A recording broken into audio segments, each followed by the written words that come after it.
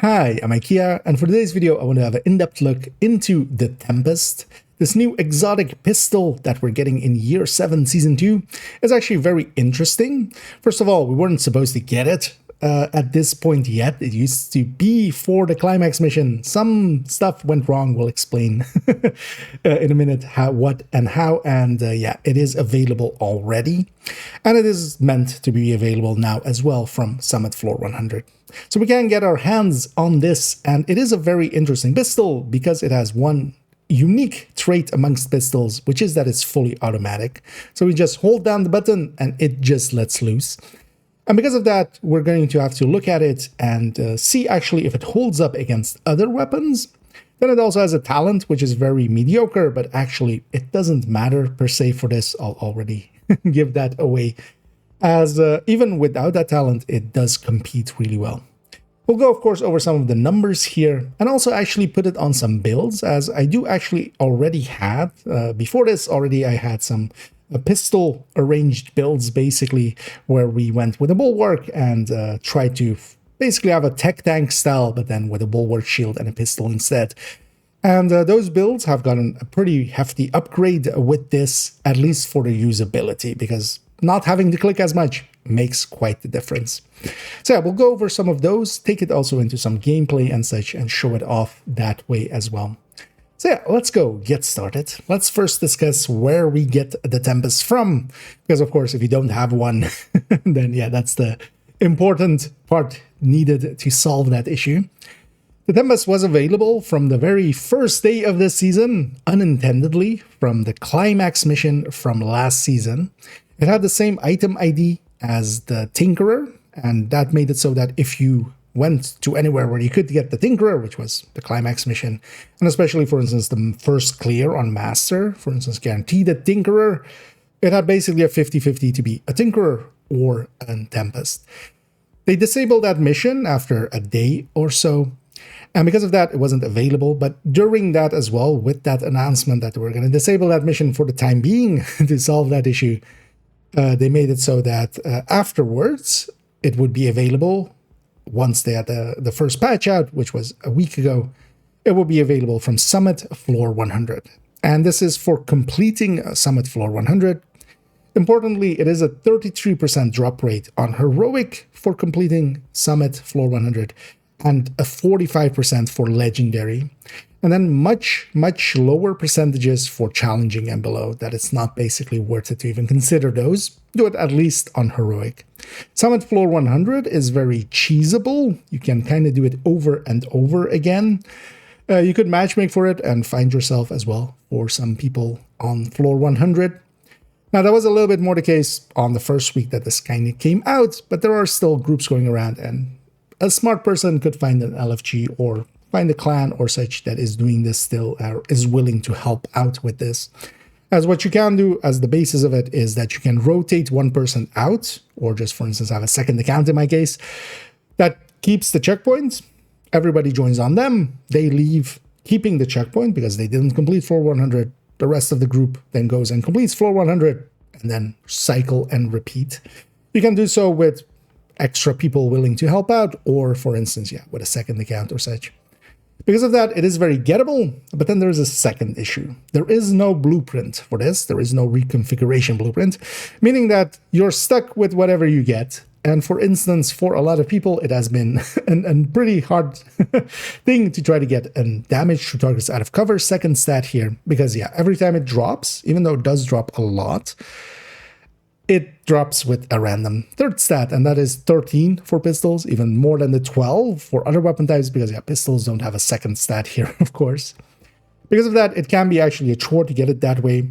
Hopefully in the future, they do add in a blueprint. I would hope that by the time it reaches the climax of this season, towards the end of this season, where we get the climax mission and we can get the Tempest then from there as well, from Master, because that will still be the reward for that as well. And most likely as well, it will remain in the Summit from going on forward, so people can get it from the Summit whenever they finish floor 100. They have a chance of getting a 1. But without the blueprint, it's a little bit of a hassle, much more so than it should be, I feel. And that blueprint should just be there, and let us just reroll the ones that we get. just so that you can get one, re-roll it, get damage to targets out of cover, and then you're kind of set. But for now, you have to basically keep grinding until you get one with damage to targets out of cover, adding a lot of grind to it if you are going for that. In this as well, later on in the calculations, we'll show what the difference is between if you do have a damage to targets out of cover, or maybe if you have a DTA or a DTH one or a crit chance one, we'll show actually how much you lose when you do that. You always do lose a little bit, but it's also not game-endingly bad. But yeah, that is where we'll get the Tempest from. It is going to be from the Climax mission towards the end of the season. There, it's going to also be guaranteed if you complete it on Master. But for now, it is only available from the summit till then, but it's also going to be available from the summit going forward. And with where we get this thing from out of the way, let's go see what it actually is. So this is Tempest, exotic pistol, of course, in the pistol slot, semi-auto. I don't have such weaknesses. And yeah, that is, of course, alluding to it being fully automatic. Here, it is actually a 93R. It has the RPMs and the max size of a 93R, although plus 10 max size actually, instead of the plus 11 that the 93R would get. Its base damage is actually significantly higher than the 93R, and that is actually the reason that it works out. Then yeah, you would want to get this with damage stars out of cover later on in this video, and it'll be timestamped down below, so if you're interested in just that, just jump there.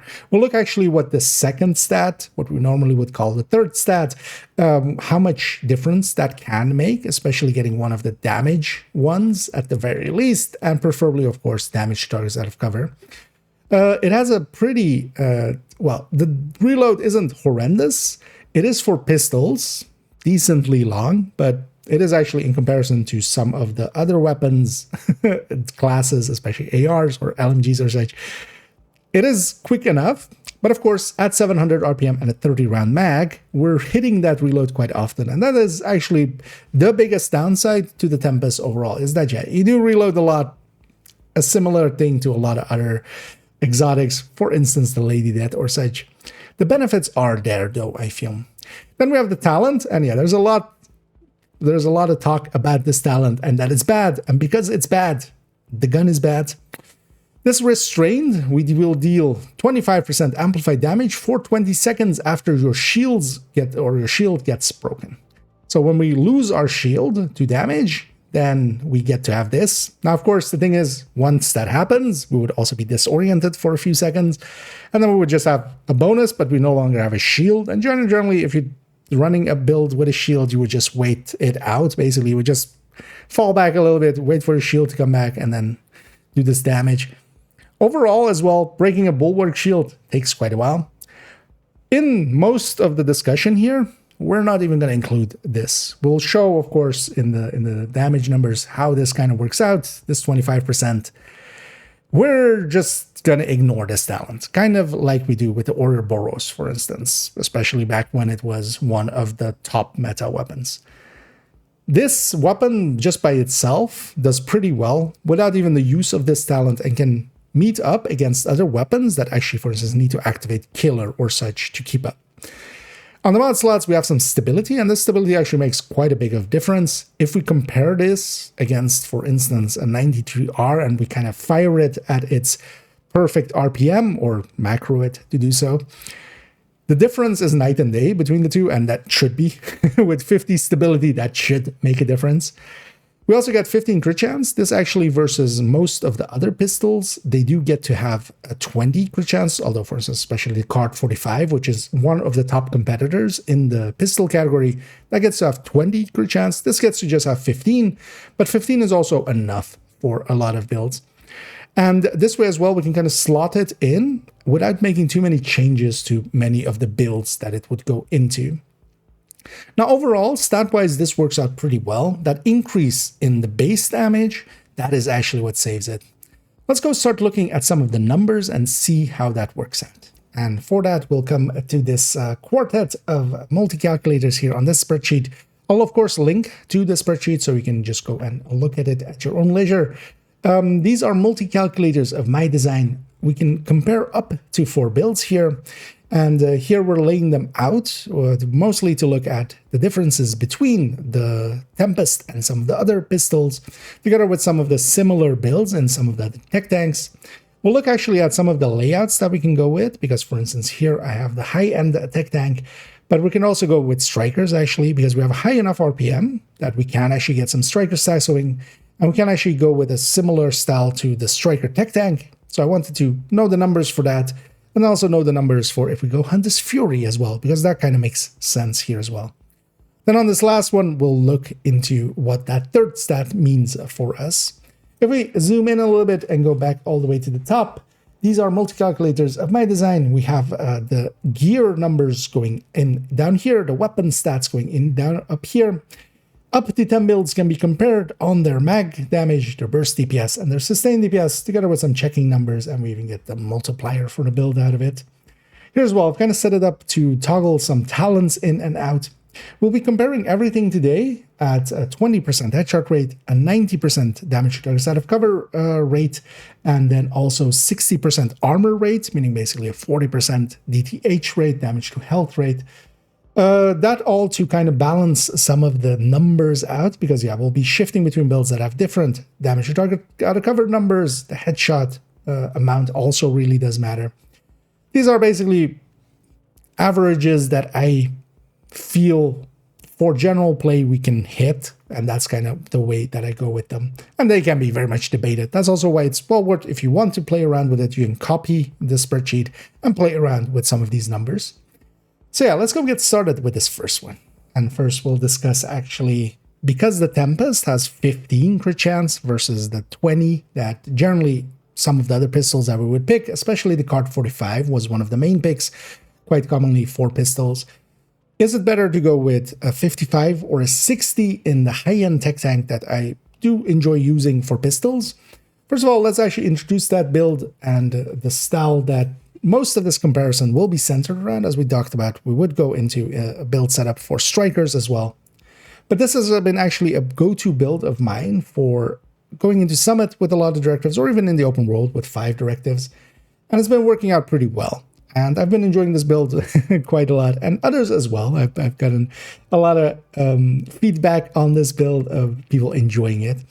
Overall, this is 3 pieces of Imminence armaments, with the holster here as well being Imminence armaments. 1 piece DNH. We aren't going actually with the punch trunk. It turns out that the punch trunk would generally need above a 30% headshot rate to get, or well, actually closer to 40, 36 I think was the number, but closer to a 40% headshot rate to get the benefit out of it. And because of that, I'm just going with a DNH piece. Now, the positioning of any of these doesn't per se matter. The Fox's Prayer, though, and the Memento, those of course are fixed in there. And in the past, I would use a Card 45 here with Killer, and this wouldn't be a TDI card custom. This would just be a Card 45, because that second stat of damage to targets out of cover is well worth having. But here we would have exactly 60 crit chance. Here with the Tempest, of course, we're losing 5 effectively against that.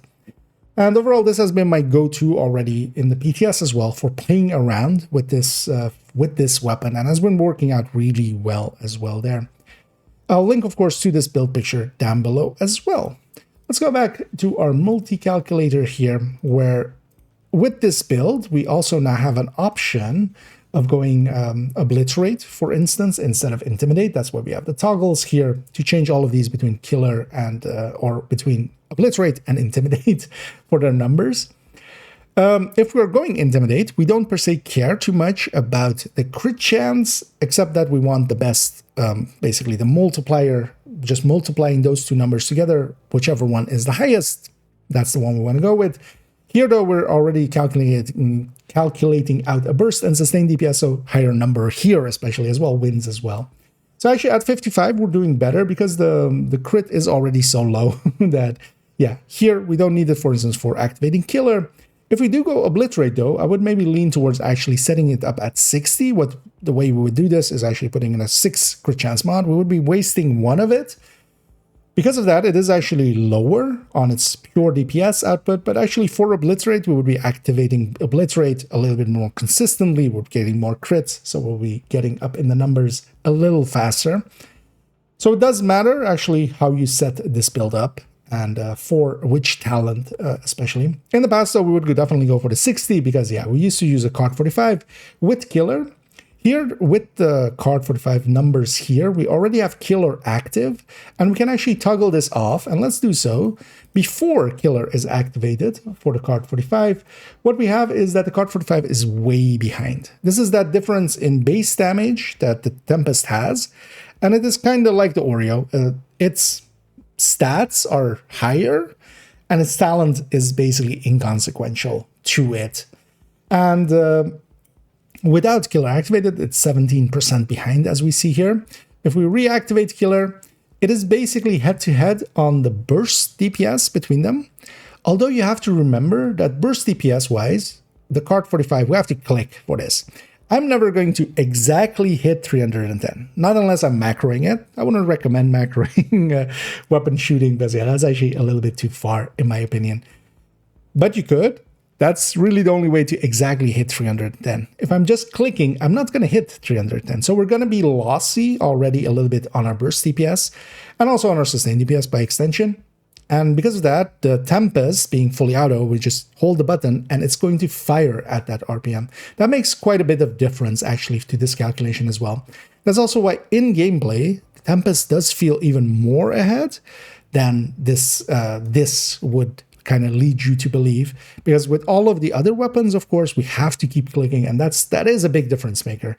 We're not going to hit perfect RPMs and lose, let's say, another 5 or maybe 10% in difference, because if we're just dropping 10% of our RPM basically, and that's pretty easy to do, to be able to not click as fast or basically as well. Sometimes you click too fast and 2 of your clicks, a second click might not be registered, so you might have a little bit of a higher gap in between if you over RPM it, as we quite often call it. On the sustain end, though, the card 45 does actually compete really well. Now, even if we lose 10%, let's say from RPM causes, then that still works out on the sustain end of things. That'll be the thing as well for the Tempest here. The card 45, of course, being a lower RPM, very much faster reload. Even the max size, though, being lower, its firing time is actually a little bit higher, of course. Because of that, it's not hitting the reload as often. And the Tempest's biggest issue is actually it's hitting reloads quite often. And because of that, we kind of have to deal with that. But then build-wise as well, we can build around that. We have a big-ass shield, and we can hide behind that while we're reloading pretty safely. On the sustain end, yeah, it doesn't actually catch up. But yeah, you should remember as well, the Tempest is doing this on the very first shot overall. Well, we have, at least on the weapon end of things, we have Intimidate, we have Obliterate and stuff like that. But on the weapon end of things, it's always just doing this damage. That card 45 needs to activate killer to be on that number. And even though it is still ahead on the sustain end, even with killer not active yet, that's just because the card 45 is a really good sustainer, especially it is the top sustainer as well in the pistol category by a long shot. And yeah, that there it still matters. But this burst being so low, I would definitely lean towards the Tempest, and that's also the thing that I've had so far. Keep in mind as well here, yeah, we don't have the talent in here. Later on, we'll have the talent. Yeah, this is without that talent. That 25% is not in here.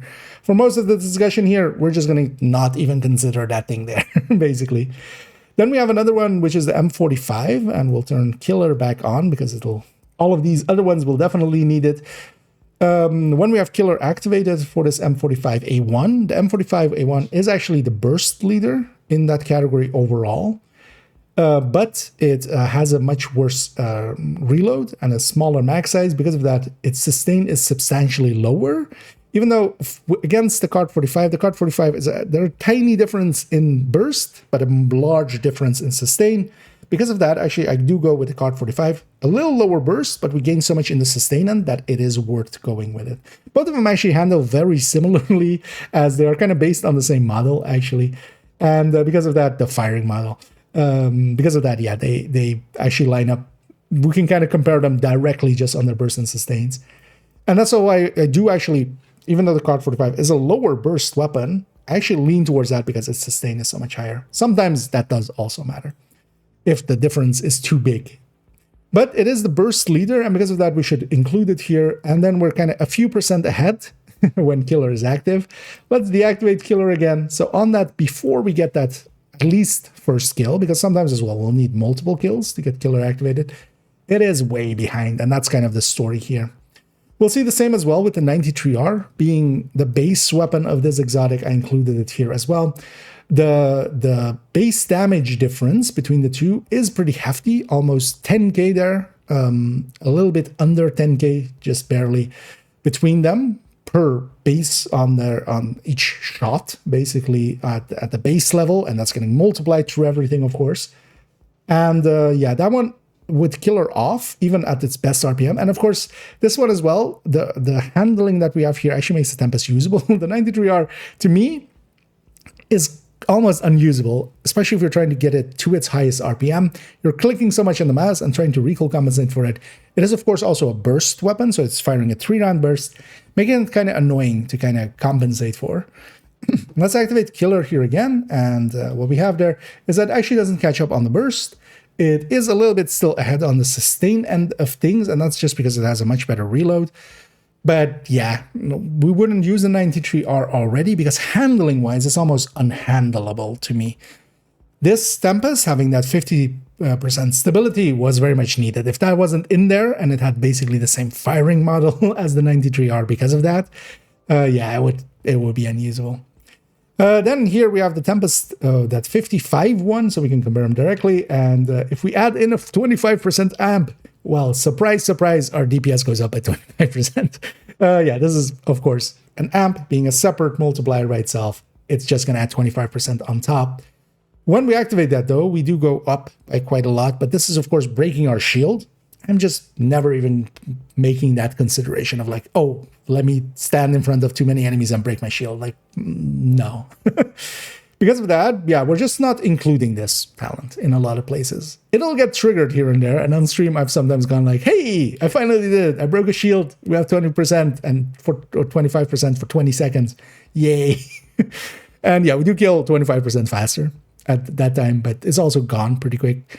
Now, of course, actually with the tech tank, you do get your shield back after like 10 or so seconds. The cooldown on the shield as a spy in the game real quick is actually the bulwark is a little bit longer, 18 seconds. So yeah, no, you wouldn't get it back in time. A Crusader comes back a little bit faster than that. But yeah, it isn't a thing we're going for, and also a thing I'm not per se including here in these calculations. We do have it here, though, for comparison's sake, because what we have here as well is a Striker tech tank and a Heartbreaker tech tank. Here with Lexington, one with Killer, one with Flatline, and what we're comparing here is, of course, their outputs versus what we have here. And this is also just to put into stark contrast that, for instance, AR-based tech tank, it does have a Crusader, of course, but those shields are also, we're still a 6-tier shield. The Bulwark one is much stronger, of course, but the tech tanks do fine on a lot of heroic content and such. Here, though, actually, even the pistol ones that we're comparing against the Tempest and such, even for instance, this one being almost tied together with when the talent is active, the talent that we're not considering much anyway is active. It seems to be catching up to the Striker tech tank here. But that's Intimidate versus Obliterate. On this, we have Intimidate. Now, on the other ones, actually, I always keep it to Obliterate. And then also on the other one, actually, we're using the Heartbreaker chest, of course, so we're just getting that multiplier.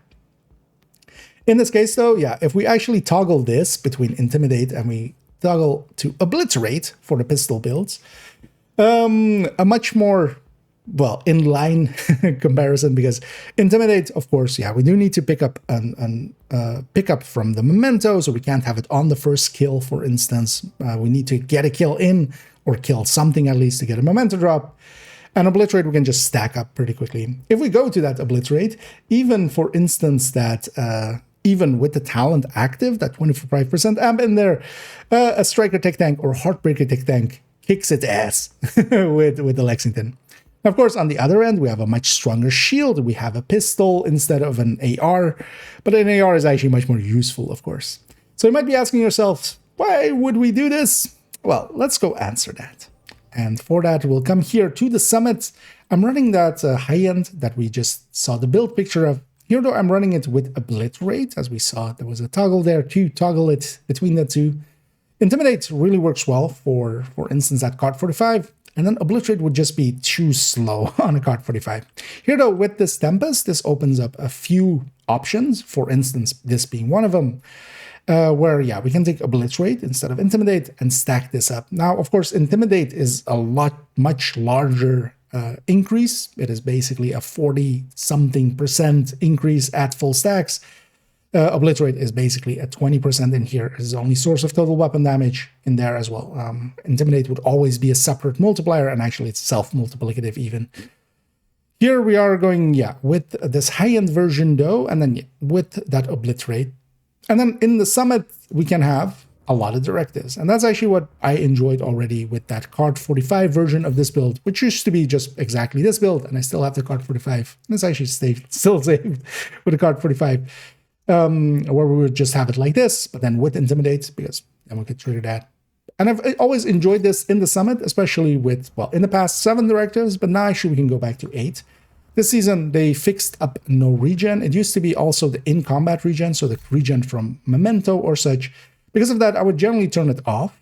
They reverted it back to its somewhat original way, even though keeping the weapon swap, kind of bypassing it. That kind of stuff is not in here, but the effects of it is that, yeah, we do actually have the ability to, for instance, yeah, run it with tech tanks and have our regen still be there. A very important part, and something I rely on. So generally with any tech tank, we could just have 6 directives here in the summit. Here though, we can up that to 8, because we can add in the pistolero, and then also ammo hoarders, because both of the ammo ones don't really care too much the second you start, or matter too much once you start running pistols. Now here, we're just kind of running around as a tech tank and just closing the distance, trying to murder stuff. Here we have this the annoying variant of this one where it heals enemies, and it has a pretty hefty overheal. It's almost impossible to kill enemies when they're in there unless you really hit them hard in one go. But yeah, this allows for 8 directives. We could even take a 9th, so the 2 we're leaving out here is scavenge skills and the ammo, the special ammo one. Special ammo is just annoying. Against hyenas, it is disorient, and that will, even if it hits the shields, it will disorient you. And for Black Tusk, it is disrupt, and disrupt would force me to put away my shield and play a lot slower. Things like fire and bleed rounds from the other factions, they actually, if they hit the shield, they will not cause me to bleed or burn. So they're actually easier enough to deal with. But just, we usually have it off. And then scavenge skills, I would need to pick pickups up every time I would put away my shield, which is very well doable if you just want that little bit of extra XP and also drop rate for targeted loot that is provided by an extra directive. But yeah, I kind of like having the ability to just pull out my shield and put it away at will.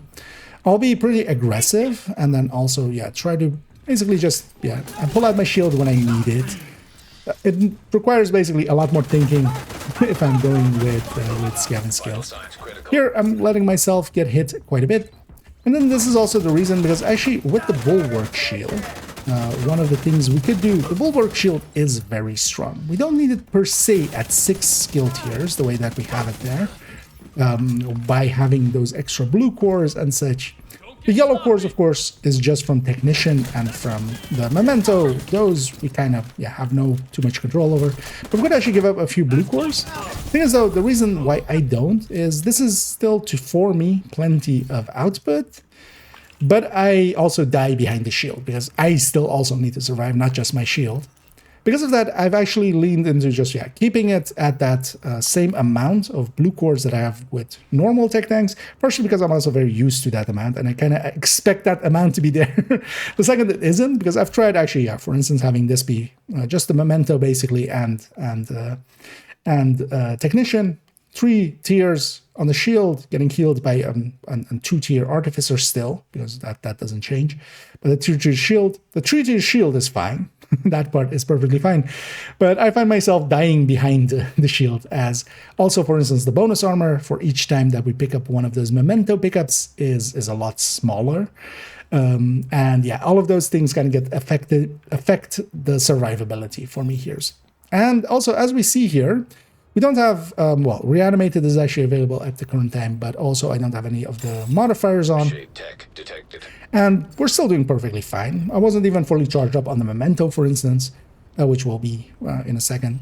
Here I'm going to actually EMP grenade that box as a simple tip. You can just EMP grenade it as your first action. This thing is out of action for a while, letting me capture it without it putting out any skills, as a simple tip here for the summit. And then here, of course, yeah, with the summit, we can have 8 directives like that. And with 8 directives, summit is XP-wise okay-ish, especially if we're getting some challenges along the way. It isn't great. It's definitely not on par with farming open world with 5 directives. But then, of course, this can also deal, with the exception of, as we discussed, the scavenge skills, I would kind of avoid. But in the open world, we can also actually, if like this season, we have special ammo. That's kind of fine as long as we're not going up against Black Dust. But if we're open world farming, we're likely going after, you know, the simpler factions anyway. So that works out perfectly fine. But then, yeah, this is the thing to use for a lot of directives. We want to have a bunch of directives. And I just enjoy, actually, its gameplay. It needs to be a little bit more aggressive than some of the other tech tanks. It needs to get closer. But then we have a very strong shield. And its playstyle works out in a way that I enjoy, even if, yeah, versus a striker tech tank with a Lexington versus a Heartbreaker tech tank, yeah, those are, of course, a step above. None of the pistols, and part of it is also down to their second stat, none of the pistols keep up actually against main line weapons, because, yeah, when we have, you know, 12 DTOC here, or we have, you know, 21 DTH, that makes quite a difference. One thing, though, with pistols, there's a thing to be said that their second stat is 100% headshot, where in MMRs we have 111% as their base, and then we get 20 on top from our watch as kind of our base amounts at 1K. Pistols actually have 100 headshot as their base, and they have then 20 from the watch on top for 120. So you could kind of see it as that is pretty close up there. But yeah, headshot being additive to 2 crit chance, or to crit chance crit damage, basically makes it so that, yeah, it is a lot less valuable than a separate multiplier by itself, even if we're getting a hefty amount of it. Although you have to remember that, for instance, yeah, ARs by themselves also have 75 at 1,000 watch, like 55 base and 20 from the watch, so it isn't like it is versus 0 on those weapons. And here we're just kind of running around, and this is kind of the playstyle of this as well, right? This is kind of tech tank style, but we want to be close. I'm keeping Obliterate up pretty consistently. Intimidate would be more powerful, but just, yeah, keeping it up. Here in Summit, I'm pretty confident in doing so. The range limitation on Intimidate is also a consideration, though. That's why I do actually prefer Obliterate generally now, because, yeah, I find myself shooting a little bit more in somewhat deeper ranges, especially, for instance, with the Striker one we'll see in a little bit.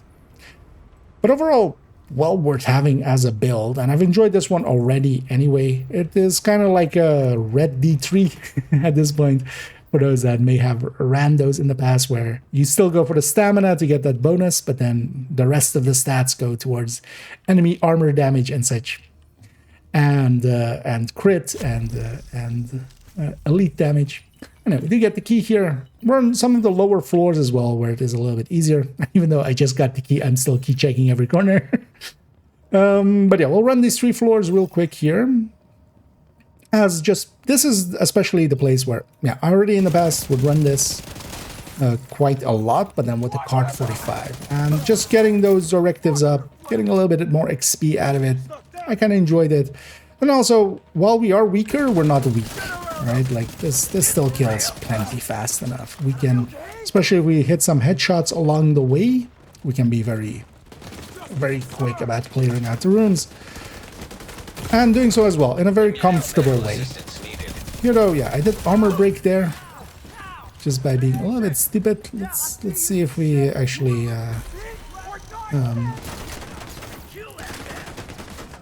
are bugged, but we're not. Here we see as well, actually the regen there, slowly my armor is going back up, which yeah, in the past will not be the case. And yeah, that is no regen going back. And I'm very happy about that because that was actually kind of annoying. That would get in the way of, yeah, for instance, builds that use memento. Because if you are investing in the memento, one of the big things is the regen. And not having that be deactivated, and especially as well, it didn't feel intended. The description on it as well is the out of combat regen. And that's what I feel it should only affect. Yeah, let's keep running along. And I've quite done, yeah, a lot of summit floors with that old cart version to a degree that, yeah, I for myself, I enjoy summit. But then this as well, of course, is kind of shows that it can deal with most of the directives, and if it's forced to, it can even deal with the ones we don't have on here. If we had to. Scavenge skills would just mean that I would just move around with my shield more. I would just get a kill, put the shield away, pick the pickup up, so I have my shield back. Because every deployment of the shield with scavenge skills, you would need to have one pickup to get it back, even if it isn't going on cooldown. Effectively, just to get it back, you kind of. Yeah, here as well. For instance, actually, as for illustrative purposes, I'm just gonna. Well, I actually wanted to be hugged there. I guess that guy felt that and was like, you know what, I'm not gonna give you what you want. We don't want to keep enemies in front of us, so here's what. I'm just gonna run back here, put everybody in front of me. As tech tanks always, they're claymores, front towards enemy at all times. This guy is trying to go for his special ammo. None of that. The reason I don't have that directive on.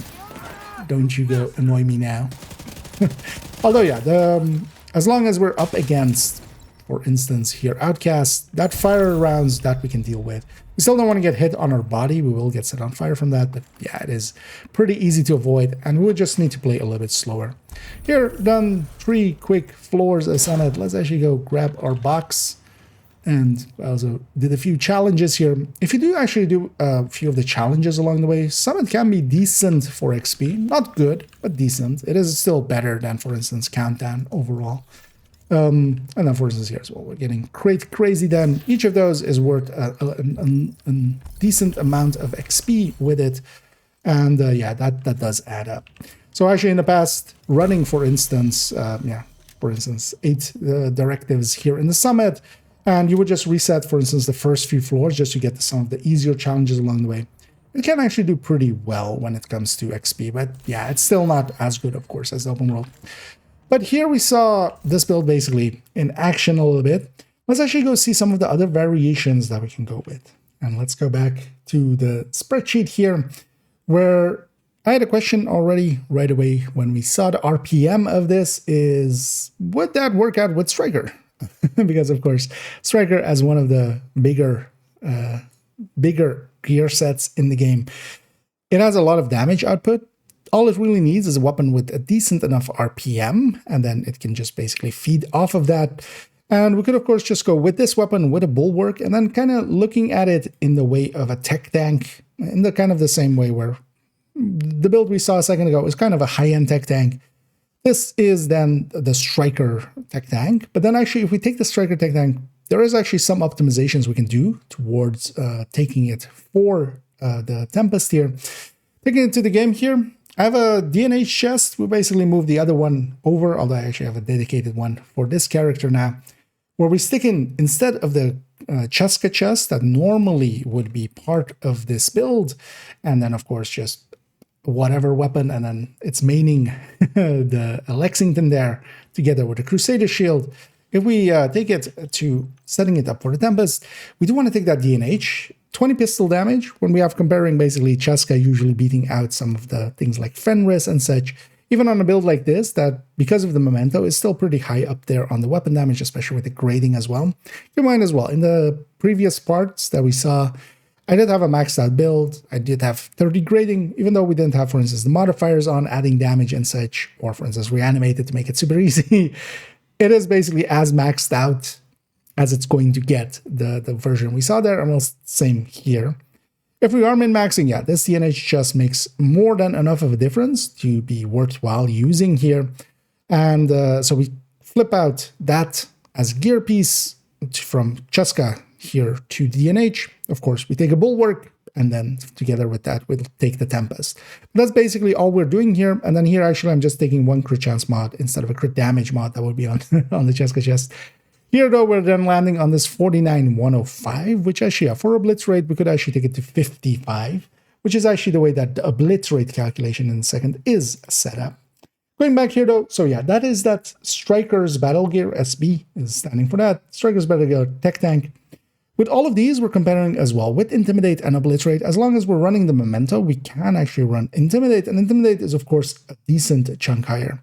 Let's first look at that, because if we look at the high-end version that we saw a second ago, it is around a little bit more than 15% increase going from that Intimidate to, or from the Obliterate to that Intimidate. And that is actually a pretty hefty difference. Obliterate, while more consistent, and while I'll go for it in certain situations, I feel actually in Summit, for instance, it works out well to go with Intimidate. The thing is, though, that you kind of want to have safer places. So in the open world, I'll likely get hit on the body quite a lot more than I will in the Summit, where there's a lot of tall cover. I can kind of use it to cover my sides, or at least the sides that other enemies are on, and then kind of keep myself safe. In the open world, that's less so. For instance, in a lot of missions as well, it can be less so. And the second you lose your bonus armor, you lose Intimidate, of course. So Obliterate's consistency is actually the thing I'll be going with the Tempest. And overall, I feel that's kind of the way to go. And while we do give up a little bit of damage, and yeah, we can lean into that Intimidate, I feel that Intimidate is much more situationally good. Now, last season, actually, with the modifier, we had a lot of extra bonus armor happening just from the main modifier. As long as you were taking some damage, and it could be on the shield as well, you would get bonus armor that you would get to keep as well, was infinite, infinite time, basically. And because of that, you could have Intimidate up all the time. Last season, Intimidate was awesome. This season, for instance, with the modifiers, there isn't per se anything giving bonus armor that readily. But yeah, so Intimidate versus Obliterate is definitely, yeah, worth kind of considering both and going with both, trying both. That's why also, if you're going for DNH chest, or for instance, on the other one, it could also be an Imminence Armaments chest, then yeah, consider having one that is free talentable so that you can go between Obliterate and Intimidate.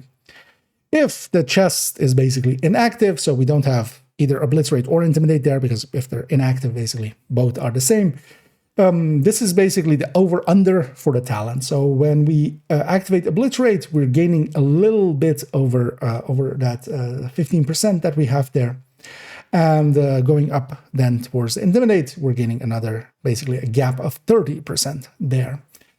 So it is very important to kind of keep uptime on those chest talents, because with the chest talents not there, we're losing quite a bit of damage, and we're dropping down to burst DPSs that will just feel pretty weak. With Intimidate up and such, these are still not, as we saw. The Striker Tech Tank just running the Lexington, for instance, can output a lot more. But then, of course, here we're running a pistol with a much stronger shield. And because of that, we can also lean into, for instance, Pistolero or Ammo Hoarders much more easily. But then comes the question, yeah, high-end versus Striker. Striker usually wins in a lot of situations. Here, it is actually no different. If we go with the Striker, especially at 100 stacks, where we'll be looking at it as well with a little less stacks, and also kind of be searching for the crossover point between the two. If we have the Obliterate versus the Obliterate, and actually here on the side we have this versus the high-end Obliterate. Well, the Intimidate already, as we see, at full stacks. Now, of course, Striker needs to stack. Here, we basically have either Intimidate active or we're stack up Obliterate, which is basically a little bit over a mag's worth of shooting there. If we activate here, though, with Intimidate and such, we need that as well. But then on top of that, we need the Striker stacks. So it does take a little minute to get up to this point. But when it does, yeah, it is of course a big difference between the two. That amp that separate multiplier from the Striker bonuses, even though it does say it is total weapon damage, it isn't. It is a separate multiplier for the Striker stacks. At full stacks, yeah, there is no contest there. Now, of course, though, the thing is, yeah, you need to stack up Striker, but here with 700 RPM, although actually a little bit more, because from Striker, we're gaining that RPM bonus anyway, and we're going from 700 here to 805, and that is enough. It is on the lower end. If we were on the AR side, this would be similar to, for instance, running a fall, and generally we wouldn't go with a fall if we, I mean, some people do, but we lean towards some of the higher RPM weapons if we can. And there's good reason for that. So this is on the lower end, what would be acceptable on the higher end. But here, of course, yeah, on the pistols, this is the highest RPM we have ever seen. Although actually, well, the 93R already had that 700 actually. But here we can actually use it. If we compare the obliterates against each other as well, the Striker at full stacks is basically 28% ahead. Here, though, if we actually take it and try looking, I forgot actually the number, and I should have jotted it down. I think it was 43, yeah. So at 43, as we see there with the high-end obliterate versus the high-end obliterate, and also actually for the intimidates as well. So comparing against that, both of them are just below it now. So at 44 stacks with the metrics we're going here with, because also there's again a 20% headshot rate, and actually the detox rate also matters here, because of course if we have 100% detox rate, it is a little bit more in favor of that 18% that the other one has, that the high end has, because it has Fox Spur, versus the 10 that this has just from the weapon. So here as well, yeah, we are leaving this at that 90% rate here. And if we kind of go with these metrics, we can say in between 40 and 50, just to keep it a little bit wider, just as well. The crit chances are different, so the headshot rate will matter as well. Somewhere between 40 and 50, depending on the metrics, the Striker will take over. And 50 stacks is pretty easy to get.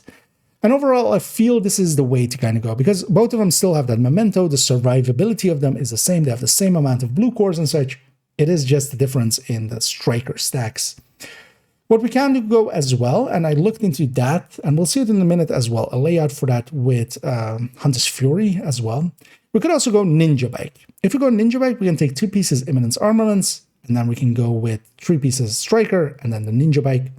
Now, of course, in a similar way, we're taking up that backpack slot instead of a memento, now Ninja Bike.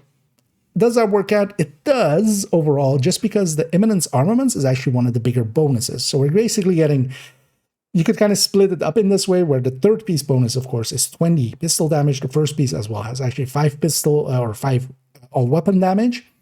The way to kind of see that is basically what you're getting is 3 bonuses out of that, of just a 25 pistol damage, or applying to the pistol, a 20 and a 20. You could kind of split it up like that to kind of just as brand bonuses go. Now, that is still not per se the optimal way if we could go with if we had other bonuses, if we had a 2-piece that could give pistol damage, for instance, as well, that would maybe be the way to go. But we don't have that. We have Imminence Armaments on the 3-piece. But because Imminence Armaments is so big, and also much bigger than, for instance, things like Fenris and such, versus their 10s, this is a 20 per stack, basically. It does actually kind of work out. Now, on the Obliterate end, for instance, this is versus the Striker Obliterate. If we are running the same obliterate there, we are actually a little bit ahead versus the Striker obliterate with the memento. So we could actually gain about 10% damage there if we went that route at full stacks.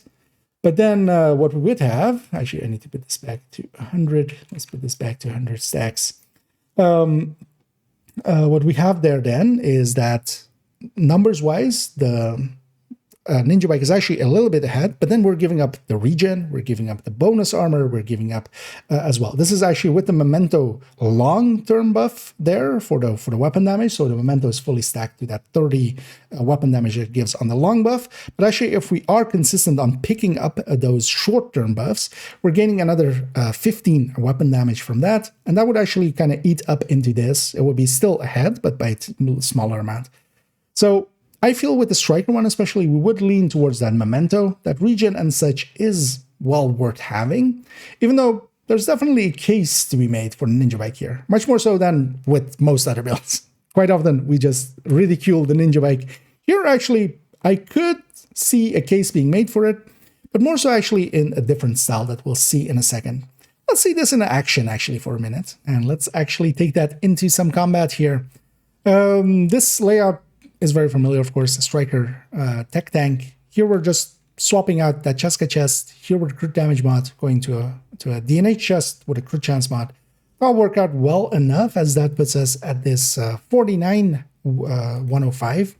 Now for the Obliterate, actually, it would be a little bit better if we went 56 and then, or 55, and then a 93 on the crit damage. You know, just for laziness sake, I'm just leaving it as is. We could actually flip, for instance, recalibrate this or put in a different mod and swap it out that way.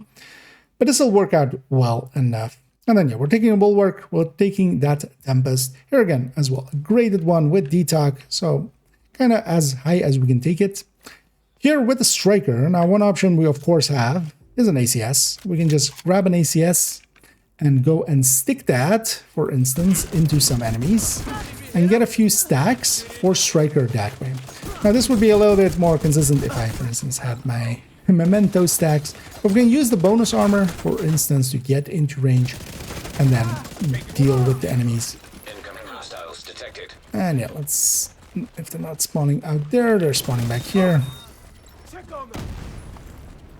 And of course, the survivability of this is kind of into the tech tanks, except that it has a much stronger shield, so it can take a lot more punishment on there. Especially with this season's modifiers, that does make a bit of difference, as yeah, when they have the red or the yellow from this season's modifier, they do a lot more damage. Out of Mind does a ton more damage. When several enemies have been charged up, they will tear through you and through a tech tank, for instance, in seconds. But of course, what this is for the modifier, or for the directives especially. I wouldn't per se consider running this if I'm not running any directives. I would just run the Striker version, the normal Striker version, run that Lexington as my main weapon, have a lot more range, have a lot more damage, as well as we saw on the numbers end. But going this way, we can take that fifth directive, either Pistolero or Ammo Hoarders, if there's always an ammo directive there. And either will work fine. We can deal with either with a pistol. And that would be the reason to go with this. Make note as well, actually, so I do have some Memento stacks, but yeah, we're not regenning out of combat. The no regen is still in combat. The second we initiate combat here, I will start to regen for the little bit that I have. But yeah, it's not affecting regen stats out of combat, or that no regen, which is the intended way for it to work. Here we're gonna assault the control point. Actually, I'm gonna kill that little car, even though we had already dealt with the enemy there. And that's just for an extra memento. And I should actually go and grab some of these mementos. I let my side kind of be exposed there, but I got away with it. That's actually the reason why, for instance, I do like going with this as a build. Because dealing with 5 directives, you can do it in a lot of ways. You can go, for instance, OD, and OD with either the triple tick or just even the full red one works really well at 5 directives, because it'll generate the ammo and then you just deal with other directives as you can and must. And either the triple tick or, for instance, just the full red variant works pretty well if you want to stay with a shooty build. But of course, the elephant in the room there is especially the headhunting builds. Now, any pistol, headhunter, or even the rifle or hotshot with LMRs and such can deal with 5 directives really easily, as they can generate their ammo. You can, with the pistol ones, of course, just have the same effectiveness where you don't need the ammo. And then with the rifle ones and the LMRs ones, we can grab some ammo to start out and then just use cover to generate more ammo with sharpshooter. But I like my shooty builds. I've quite often said this, that yeah, while I don't mind headhunting, it isn't my playstyle. I much more enjoy, as I call them, shooty builds. Builds where, yeah, we're not per se trying to go for the head. And quite often they feel a little bit, without determined, I just kind of suck at them. With determined, they become boring to me really quickly. Now, that isn't to say anything about their effectiveness. They're still very, very effective, especially determined pistols builds. Yeah, they can be really good farming tools. And sometimes I still actually even do run them for that with that. I'm pushing forward here. I want to quickly see if there's a named group here. There isn't. But actually as well, to point out that the recent changes with this season for retaliation, most likely, they actually changed this spawn points for demolition site. Demolition site used to have actually just one spawn point. It used to be behind that statue there, a sewer grate. You could just go and basically farm them as they came up. Yeah, they added actually a few control points here, or a few spawn points for this control point here. So actually we no longer have that. I also saw aggro happen on some enemies there. Let's go deal with them because they'll come and join this fight eventually. Detecting additional hostile contacts. Question is though, where are they? And they are there. And yeah, apparently I had a retaliation here that I let lapse. That's likely why this is an outcast control point, where normally, of course, this wouldn't be. But that'll make it actually a little bit easier. Also, hey, gear mods targeted, actually, don't mind if I do. The amount of damage that the bulwark can absorb is a lot more. I could even, might even let a hug happen. We'll see how that goes. But what I definitely don't want is, to be surrounded. So I'm kind of putting enemies in front of me. That is the basic play style of a tech tank anyway. It's front towards enemy, claymore style. They can still spawn over there, but yeah, they won't always. Someone here has taken it on themselves to go and sit up on the minigun. Now, one of the ways actually here, even if you have 5 directives on, this minigun has infinite rounds, so we could just sit on the minigun and deal with enemies. Oh, actually, yeah, let's get a hug. Actually, I wanted it on the shield, but the shield just didn't want to come up in time.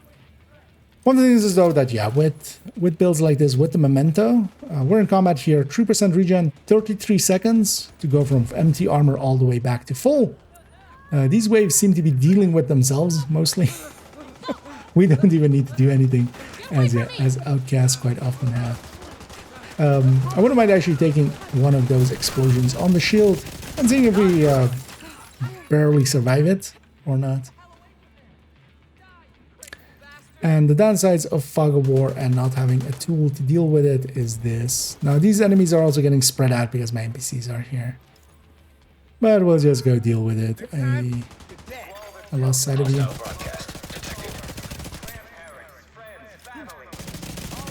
And here we're not doing a decent job of keeping our striker stacks up.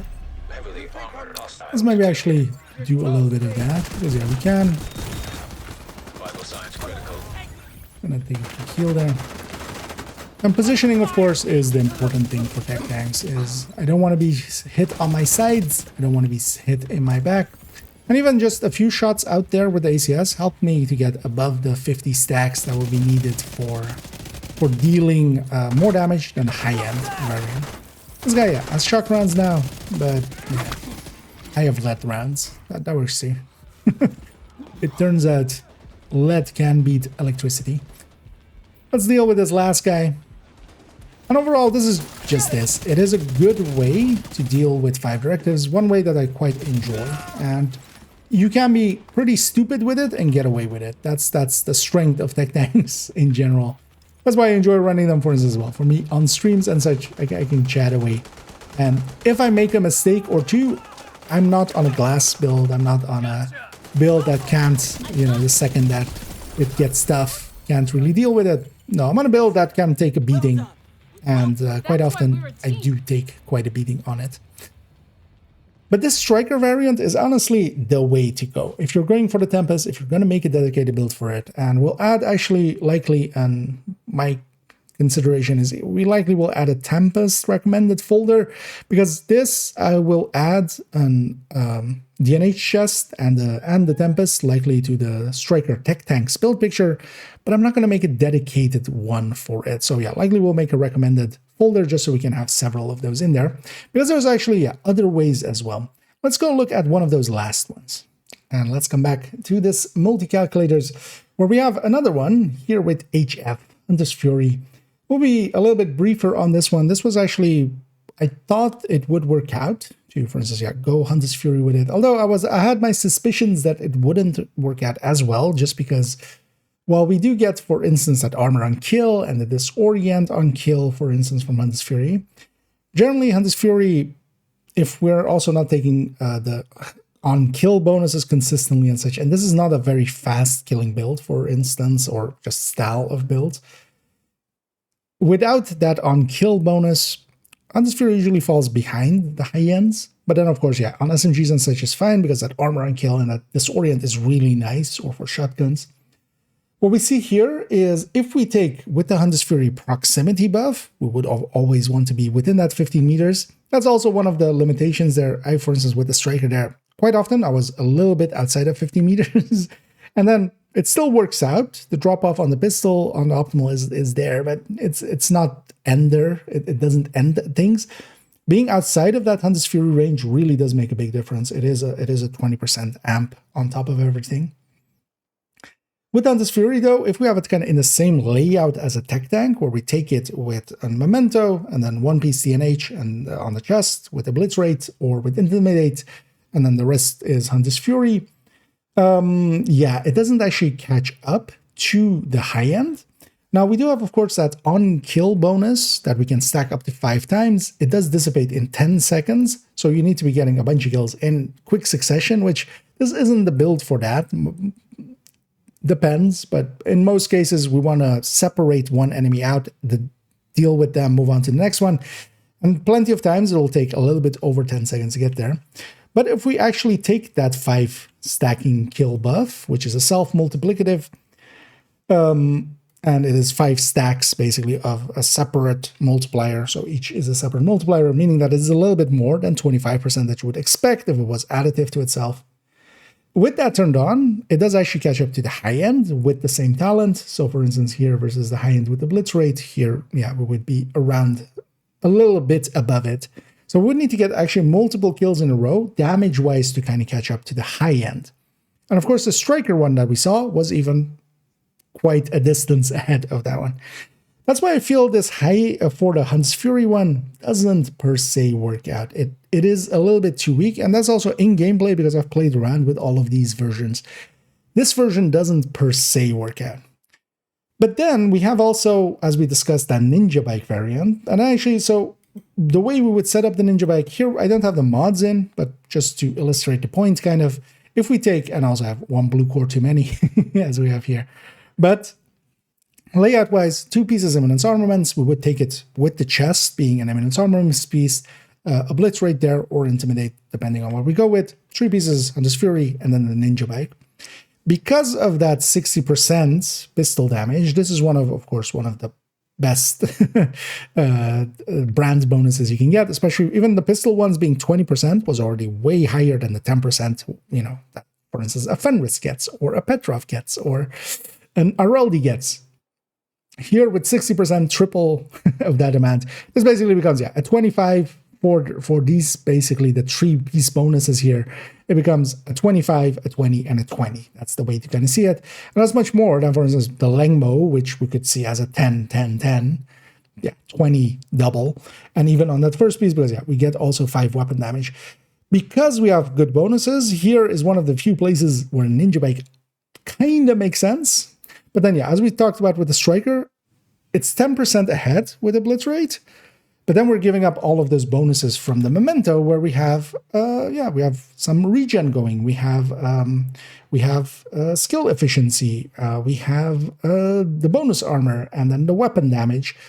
Now, even with the weapon damage, at full stacks, the Memento would still need a short duration pickup to kind of even out against the Ninja Bike. So we need to charge it up, basically. But yeah, with the way that we're going to mostly be using this, we're just kind of solo with a lot of directives, I feel. But also in a group setting, there are other ways to deal with the directives, I feel. This, especially for solo, yeah, that kind of works out. And then, yeah, the Obliterate one was a little bit ahead. But then, yeah, especially not having that regen really would hurt. But then Hunter's Fury comes in and, of course, has its armor on kill there. With Hunter's Fury, I would lean towards going this Ninja Bike variant, actually. If you want to have this playstyle, the playstyle of it is also a little bit different. You need to close in the range, but actually you can be very safe once you have, because you will disorient enemies close by, and especially spawn camping stuff. And for instance, in the summit, this actually does work out and is a viable way of doing things. I wouldn't go the memento route with this, because actually, yeah, we don't kind of need per se those memento bonuses, because yeah, we are ahead on damage versus the memento. This is versus the Hunter's Fury with the Obliterate normally, and then this is then the one ahead of it. We actually take this back to 0 Hunter's Fury kill stacks again. This is basically 10% ahead of the memento version, even with the memento fully charged up with its long duration. But then yeah, there we have 3% regen and stuff. But then here with Hunter's Fury, we don't per se need that regen. And that's why here I would take that little bit of extra damage, because it is a little bit weaker than the high-end one already. But I feel it is very much between the high-end and the Striker version. This one we will not take into gameplay here just to save up on time. Overall, I will say that, yeah, I wouldn't per se use it in the Memento variant. This Ninja Bike variant for the Hunter's Fury, I could see being used, but I feel the bonuses or the damage increase that the Striker especially has is kind of the way to go. But still one way to consider this. And let's go to this final multi-calculator here, where we're discussing what second stat, third stat, as we're so used to saying third stat for weapons, we can have on this pistol, because of course the drops as they happen will have random stats on the summit floor 100 for the time being, and we don't have a reconfiguration blueprint. They really should add one, just so you can pay the price, pay the exotic components, and just re-roll it till you get the attack. But for the time being, you have to just keep farming. Now you might get lucky like me and get one without, too much attempting, and then even get a second one that we gave away to help someone else out. But for a lot of people, they'll be stuck on some of the other third stats. Now here we're looking at having DTOC versus rate of fire, DTA, DTH, crit chance, crit damage, headshot damage, or just having non-DPS bonuses. Now, for instance, some of the non-DPS bonuses like magazine size would increase the magazine, reload speed would lower our reload duration. Those we're not including per se here. But actually, if you want to go more in-depth with it, I do have a in-depth video going into that with third stats. If you search for that on my YouTube channel, you'll find it, where we went actually over a lot of those as well even. Here though, looking at DTOC, and here we're taking the high-end one. If we didn't have this DTOC one, and that is our 100% point, if we had a rate of fire one instead, we would have to drop down a little bit in our damage. In the case of rate of fire, it actually also adversely affects the sustained DPS, because we're actually, our firing time is shorter, so we're hitting the reload much more often. Our sustain drops because of that a little bit. But DTOC as well, just generally above the rest. Same for DTA and DTH. Now here's then actually the thing, because we're using these metrics of 20% headshot rate. DTOC is actually at 90% activeness, so 10% of the time we are actually hitting an enemy in cover. As just a general approximation of what I feel in gameplay sometimes does happen. You will have enemies that might be even suppressed and not wanting to come out of cover, and then you have to deal with them. And then we have 60% armor rate. Now, actually, for the DTH side of things, if we set this armor rate to 0%, so DTH is fully active, then actually DTH, with DTOC being at 90% here, of course, will pull ahead. If we take the DTOC rate then to 100% as well, and that's kind of the thing here as well. You kind of need to discuss them in situ, but it's kind of hard to do so, because what is the actual average of this? That's going to be different for everybody in different contents. You don't even have per se all the control over it. Now, you don't have any control at all over if your enemy has armor or health, except for instance, maybe putting the difficulty down, but just the enemy you're fighting is the enemy you're fighting. They'll have a certain amount of armor, certain amount of health, across the content. How much detox is active, you do have a little bit of control over. You can grenade them, you can try to push them out of cover. Also, just shooting an enemy that is attached to cover will stagger them out of cover. Here also with this build, we're closing the distance quite often. That will push them out of cover. If we flank them, and this is a build that will get close and we'll just try to flank here and there, they will run out of cover, and then we can affect this number a little bit more. But generally as well, detox is much more active than the rest. So here with basically DTH at full, detox at full, DTH still wins. DTH is actually 10% instead of the 9.5% that it says when you roll it on a weapon. On the stat screen, it shows to be the real 10% that it is. And here as well, just because the detox side of things is additive, it's the same 10%. So you would think actually it would be exactly, if we didn't have other detox. But here, of course, we have the Fox's Prayer for an 8, always there. And here, detox showing that it is additive. Because generally when we talk about additive versus multiplicative, just to go on that tangent, usually we're talking about the to itself part. So for instance, all of the stats like DTH, DTA, and detox are all additive to themselves before they multiply to other things. Now, quite often you will only have one source of it from detox, for instance, as well. You really only have 2 sources of it on gear and weapons. You can add a 3rd source by smart cover. You can add a 4th source from having a demolitionist in your team, but that's about it. That's like all the sources for detox in the game. Versus, for instance, weapon damage, which we have dozens of talents, dozens of things providing that. Even weapon talents providing that. Detox, because it is much more limited in its ways of getting it, it will be closer to its maximum, but it isn't multiplicative. Because when we're talking about multiplicative, we're talking about multiplicative to itself quite often. That's usually the way that a lot of the games use it. In Division, we don't have too many of those. It's really Intimidate and Hunter's Fury's kill stack, basically that stacking kill buff. Those are multiplicative to themselves, and by extension, if they are multiplicative to themselves, they're multiplicative to everything else. They have to be. But yeah, just to go on that tangent, I wouldn't consider damage to targets out of cover multiplicative in that way.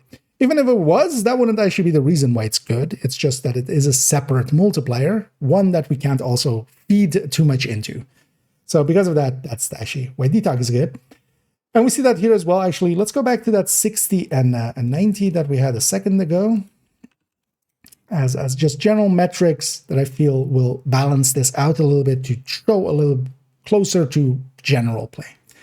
We see that damage to targets out of cover, beats out everything here. DTA would never reach up to the same number just because it is 6 DTA versus 10 detox. Even at 100% DTA rate, everything has armor, which also would not happen, by the way, because even elites that have a lot of armor, even names that have a lot of armor, they will have health underneath it always. So because of that, that is why we lean towards detox.